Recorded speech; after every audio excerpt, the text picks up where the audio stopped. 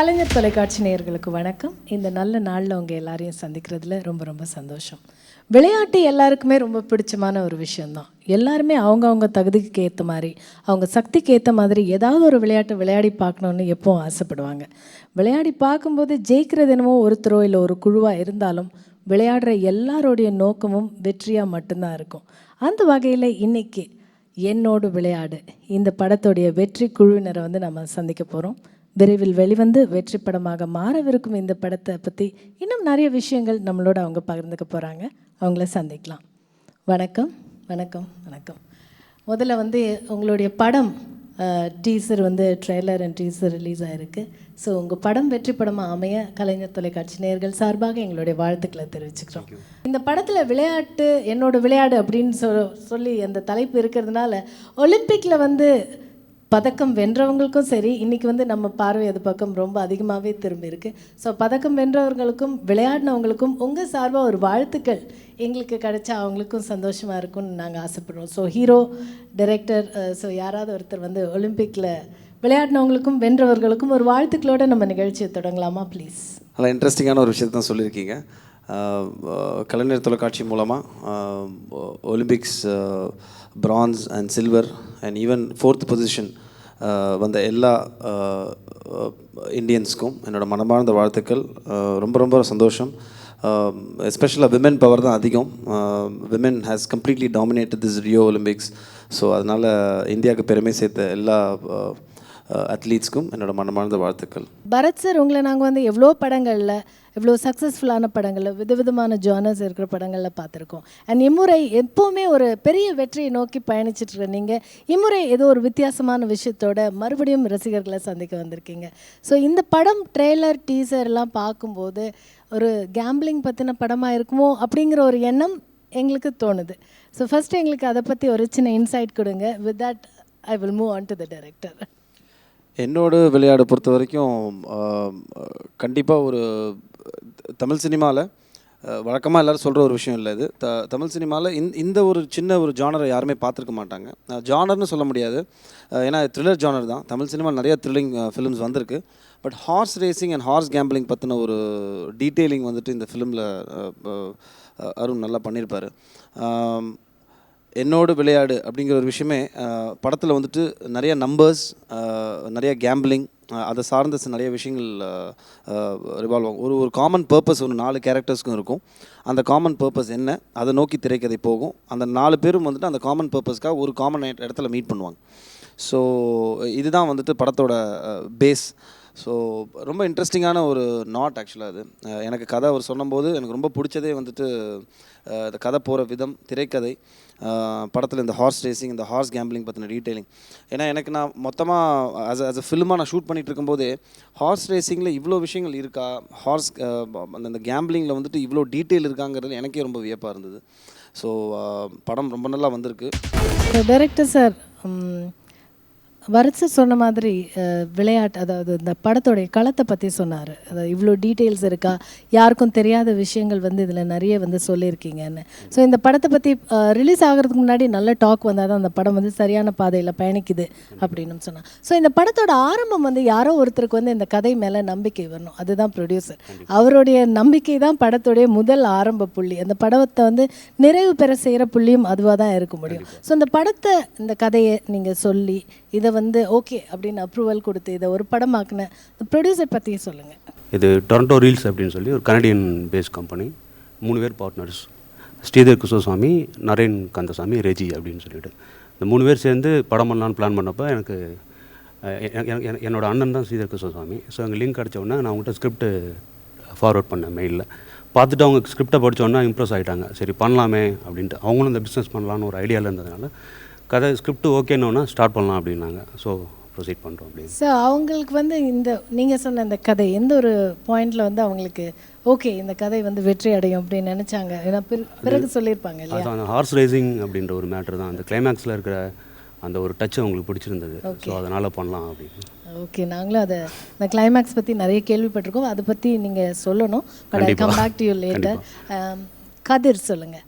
உங்களுடைய படங்கள் மூலமாக வந்து ரசிகர்களை வந்து அவங்க மனசில் நீங்கள் ஒரு இடம் பிடிச்சிருக்கீங்க, ஒரு நிறைவான நடிகர், இந்த தம்பி வந்து நல்லா நடிப்பார், இன்னும் எதிர்காலத்தில் வந்து ஒரு ப்ராமிசிங் ஆர்டிஸ்ட்டாக வருவார் அப்படிங்கிற மாதிரியான ஒரு அட்டென்ஷன் வந்து உங்கள் கிருமி படமாக இருக்கட்டும் மற்ற படங்களாக இருக்கட்டும் நீங்கள் வந்து அதை சம்பாதிச்சிருக்கீங்க. ஸோ இந்த படத்தில் வந்து உங்களுடைய கதாபாத்திரம் அதை பற்றி சொல்லுங்கள்.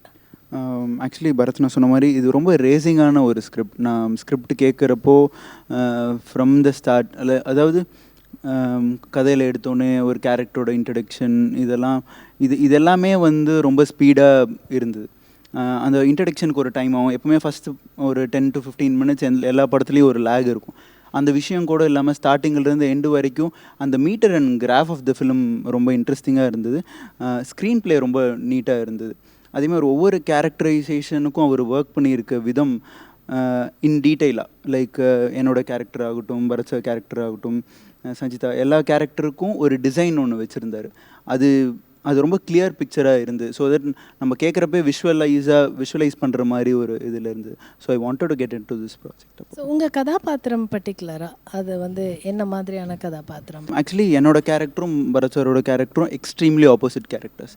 என்னோடது வந்து என்னென்னு பார்த்தீங்கன்னா like very principled, very subtle, இப்படி தான் அப்படிங்கிற ஒரு இதில் இருக்கும். பரத் சாரோட கேரக்டர் வந்து நான் ரிஸ்க் எடுக்கலாம், என்ன வேணாலும் ரிஸ்க் எடுக்கிறது தான் கிக் அப்படிங்கிற மாதிரி ஒரு கேரக்டர். ஸோ அதனால் அது ரெண்டுமே வேறு போர்ஷன்ஸ். அவரோட பாயிண்ட் ஆஃப் வியூலேருந்து ஒரு லைஃப் ட்ராவல் ஆகும், என்னோடய பாயிண்ட் ஆஃப் வியூலேருந்து ஒரு லைஃப் ட்ராவல் ஆகும். அது ரெண்டும் ஒரே பாயிண்டில் மீட் ஆகும். ஸோ அது ரெண்டோட போர்ஷன்ஸும் கரெக்டாக கனெக்ட் ஆகி மீட் ஆச்சுன்னா தான் அது ஒர்க் ஆகுங்கிற இதில் இருக்கும். So that was very interesting. Beautiful heroine Sanchita, நீங்கள் சொல்லுங்கள். உங்களை நிறைய படங்களில் நாங்கள் ரொம்ப அழகாக பார்த்துருக்கோம். நிறைய ரொம்ப அழகாக கனவு கன்னியாக நீங்கள் வலம் வந்திருக்கீங்க. இந்த படத்தில் குறிப்பாக உங்கள் கதாபாத்திரம் வந்து நிறைய பேசப்படுது. ரொம்ப வித்தியாசமான கதாபாத்திரம் நீங்கள் இந்த படத்தில் பண்ணுறீங்க. அதாவது இதுவரைக்கும் நாங்கள் உங்களை பார்த்ததுலேருந்து நிறைய வித்தியாசமாக இந்த படத்தில் நீங்கள் வருவீங்க அப்படின்னு கேள்விப்பட்டோம். Tell us more about your character name வந்து இன்பா சேகரன். இது வந்து நான் இப்போ வரைக்கும் பண்ணியிருக்க படத்தில் இது பண்ணல இந்த மாதிரி ரோல். ஹைட்டி girl, very simple, salwar, sari, cotton sari, ரொம்ப டிஃப்ரெண்ட்டான காமிச்சிருக்காங்க. அந்த ஸ்கெட்ச் பண்ணும்போது Sanchita trust me compared to other movies இது வந்து உங்களுக்கு பெரிய நேம் கொடுக்குன்னு டைரக்டர் சார் நிறைய டைம் சொன்னாங்க.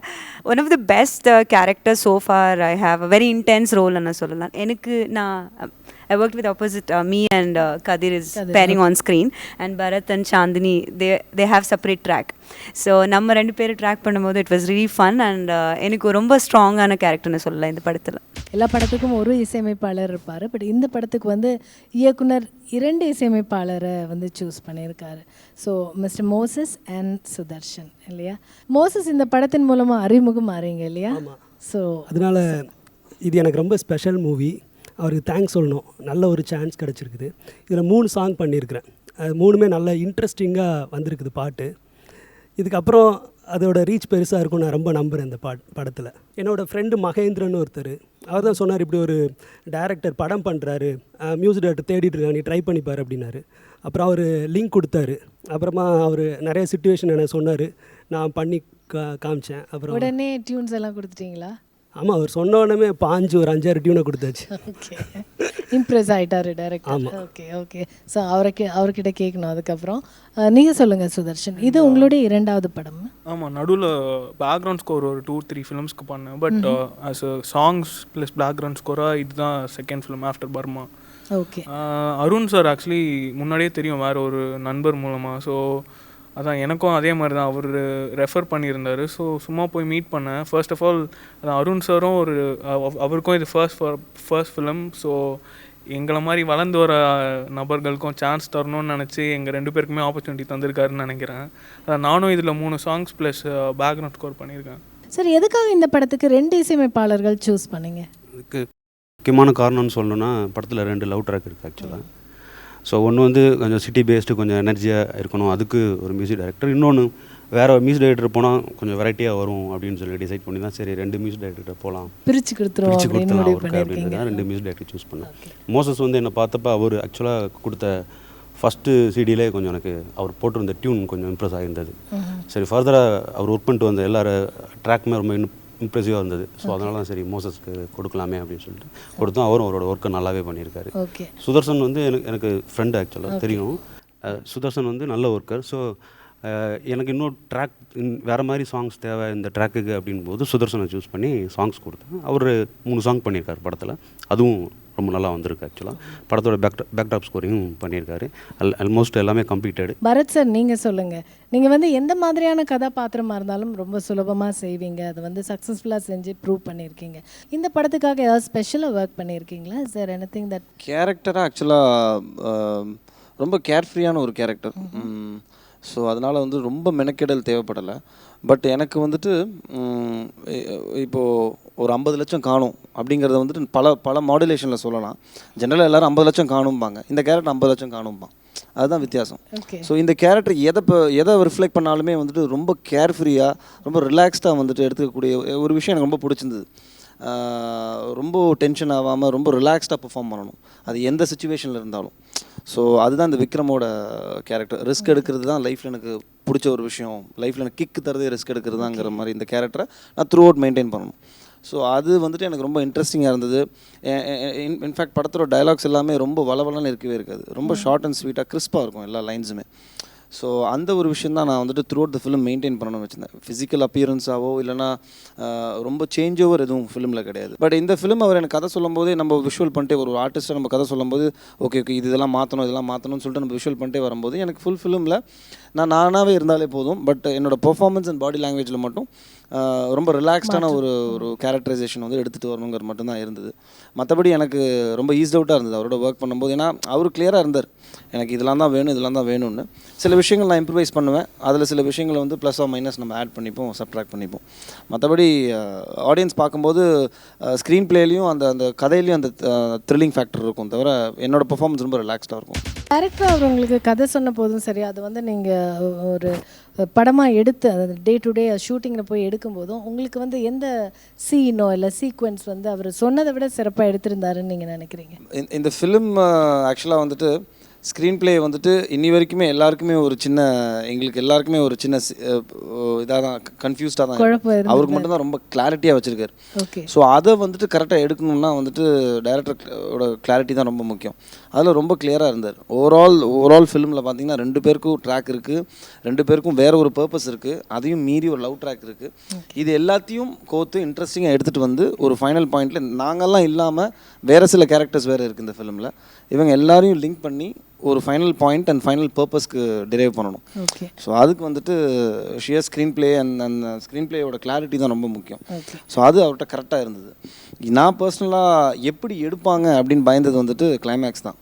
ஏன்னா ஹார்ஸ் ரேஸ் பற்றின ஒரு கதை, ஜஸ்ட் மியர் டயலாக்ல மட்டும் ஹார்ஸ் ரேஸை பற்றி சொன்னால் விஷுவல் மீடியாவாக கன்வே பண்ணுற ஒரு மீடியம் இது.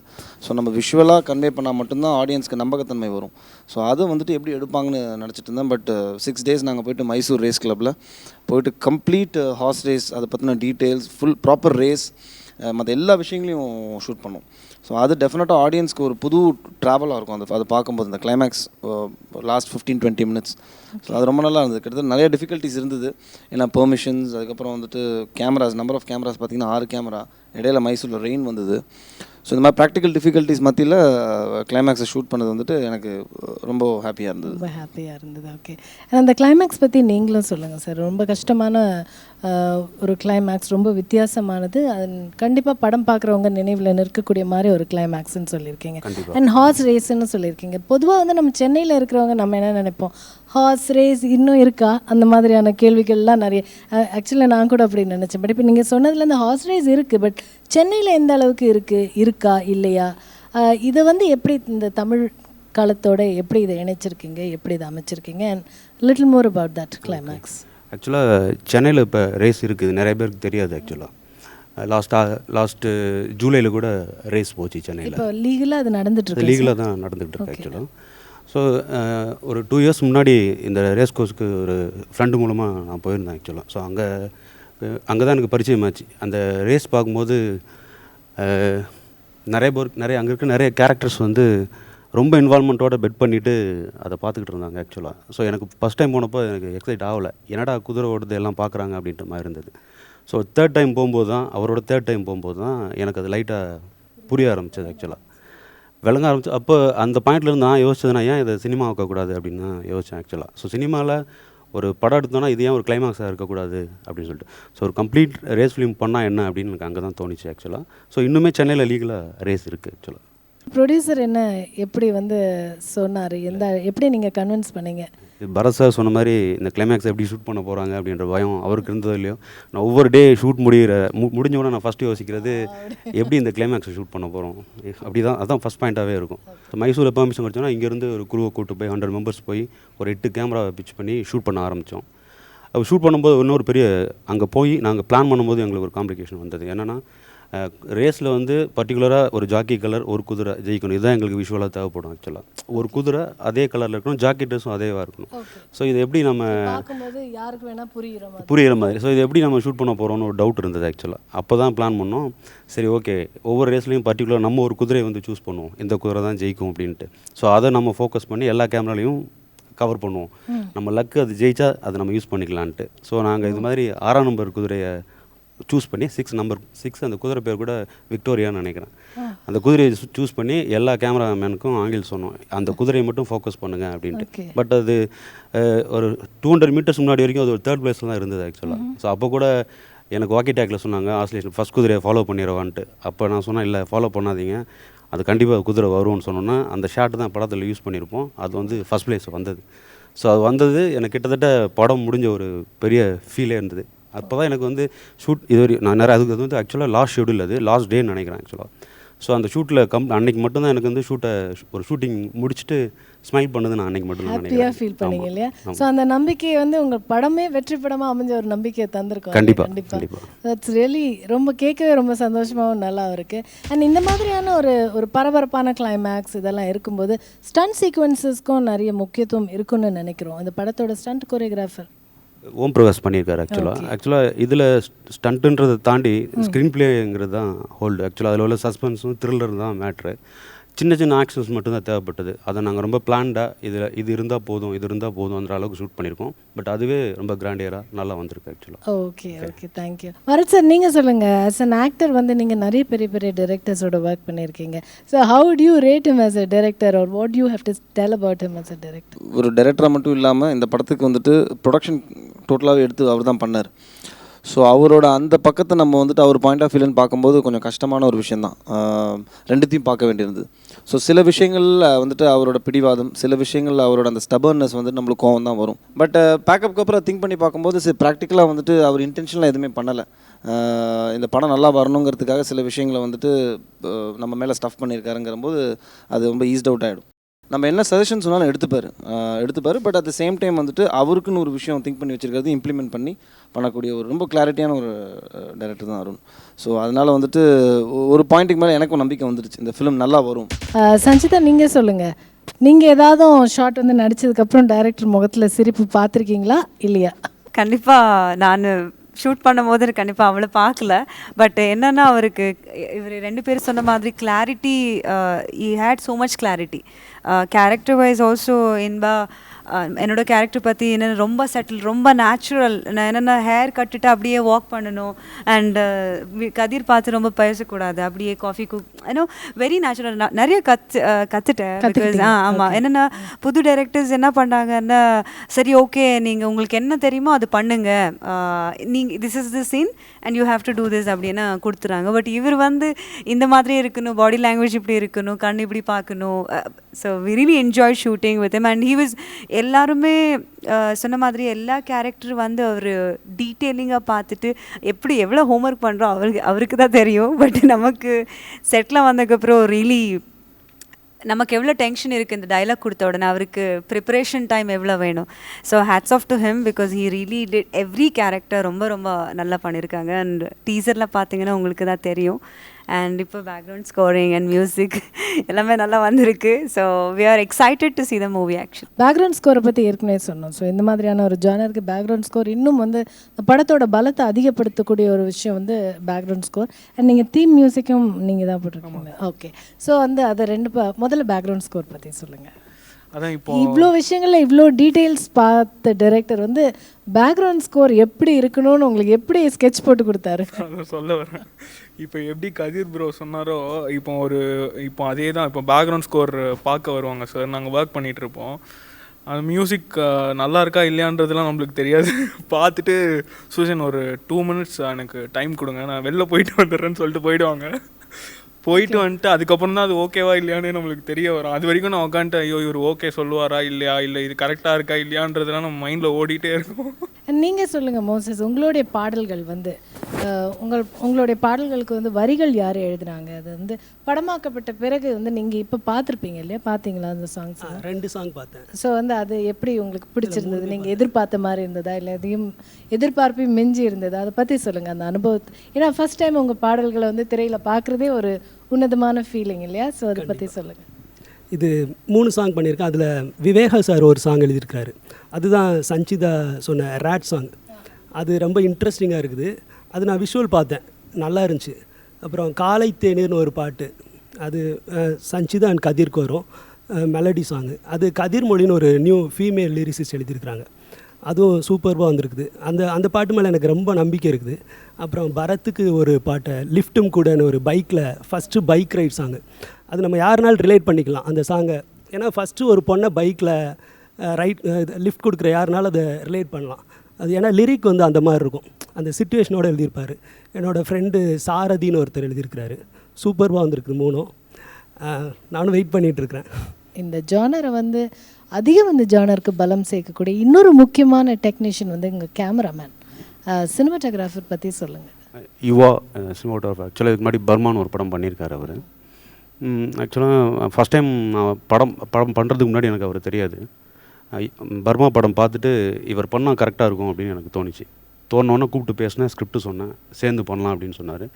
எண்டு வரைக்குமே எனக்கும் அவருக்கு ஒரு நல்ல சிங்க் இருந்தது. அந்த சிங்க் இருந்ததுனால படத்தில் பார்த்திங்கன்னா ஃபோட்டோகிராஃபி வந்து ரொம்ப ப்ளஸ்ஸாக இருக்கும் படத்துக்கு. ஆக்சுவலாக நிறைய ஷார்ட்ஸ் வந்து ரொம்ப நல்லாயிருக்கும். லைட்டிங்காகவும் சரி, படத்தை டிஸ்டர்ப் பண்ணாமல் மூடாக நல்லாவே பண்ணியிருக்காரு. ஸோ ஒரு ரொம்ப கான்ஃபிடென்ட்டான ஒரு டீமை வந்து இன்றைக்கி பார்த்த ஒரு சந்தோஷம் எங்களுக்கு இருக்குது. ஸோ இதே கான்ஃபிடென்ஸ் வந்து இந்த படத்தோடைய வெற்றியிலையும் அமையணும், அதே அப்படிங்கிற வாழ்த்துக்களோடு நாங்கள் விடைபெறுறோம். Thank you so much for coming here and நிறைய விஷயங்கள் படத்தை பற்றி எங்களோட பகிர்ந்துக்கிட்டீங்க. இந்த படம் வரும்போது கண்டிப்பாக இந்த படத்தை பார்க்கணும் அப்படிங்கிற ஆர்வம் வந்து இந்த நிகழ்ச்சியை பார்க்குற நேயர்களுக்கு கண்டிப்பாக ஏற்பட்டிருக்கும். இந்த படம் வெற்றி அமைய வாழ்த்துக்கள். நன்றி, வணக்கம். தேங்க்யூ.